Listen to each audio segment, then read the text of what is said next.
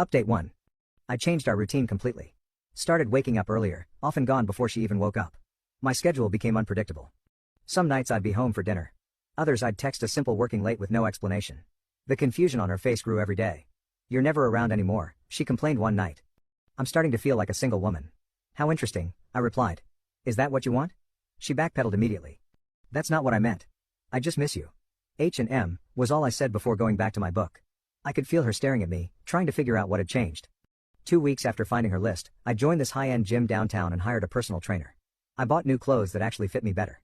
Nothing flashy, just upgraded from department store to higher quality. Got a haircut at a fancy barber shop. Not major changes, but enough that people noticed. When she commented on my appearance during dinner, I just shrugged and said, "Just needed some changes." The way she studied me afterward told me everything. She was recalculating my value in her head, like she was seeing me with fresh eyes and didn't like that other women might be seeing the same thing. I created distance in other ways, too. Our weekend brunches became solo trips for me. Meeting some colleagues to discuss a project, I'd say, not giving her a chance to join. Truth was simpler.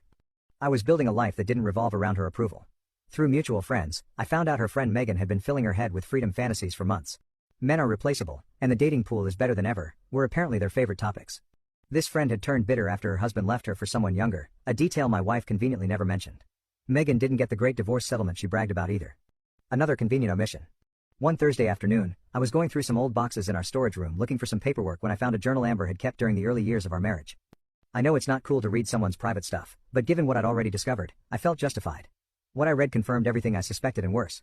Early entries were loving, talking about our future together. But entries from about 2 years ago started changing. Met Jay's husband today. He just bought her a beach house for their anniversary. Why can't Jake be more ambitious? And, Megan says, I settled too young. Says I could have landed someone with real money if I'd waited. The most recent entry was from just a month before. Richard says, I deserve better than what Jake can provide. He's right. I've wasted my prime years on someone who will never understand the lifestyle I deserve. Richard, who the, was Richard? I did some digging. Richard Davis was a senior partner at her law firm, married in his 52nd, known for mentoring young paralegals. I checked our phone records, dozens of calls and texts between them, often late at night or early morning when I was at the gym. The pieces were falling into place. One evening, I invited colleagues over, something I rarely did. Not my usual work buddies, but new connections from the elite security firm I was interviewing with, successful, ambitious people who talked about 7-figure contracts and international assignments. One guy casually mentioned his vacation home in Bali. Another talked about how his wife just started her own nonprofit because money wasn't an issue anymore. I noticed how my wife lingered nearby, hanging on every word, her eyes widening at the mention of the kind of lifestyle she clearly craved. Her narrative about me was being challenged by outside perspectives. She was seeing what I was capable of becoming without her. After they left, she was unusually attentive. Your friends seem really successful, she said, trying to sound casual. They're at the top of their field, I replied.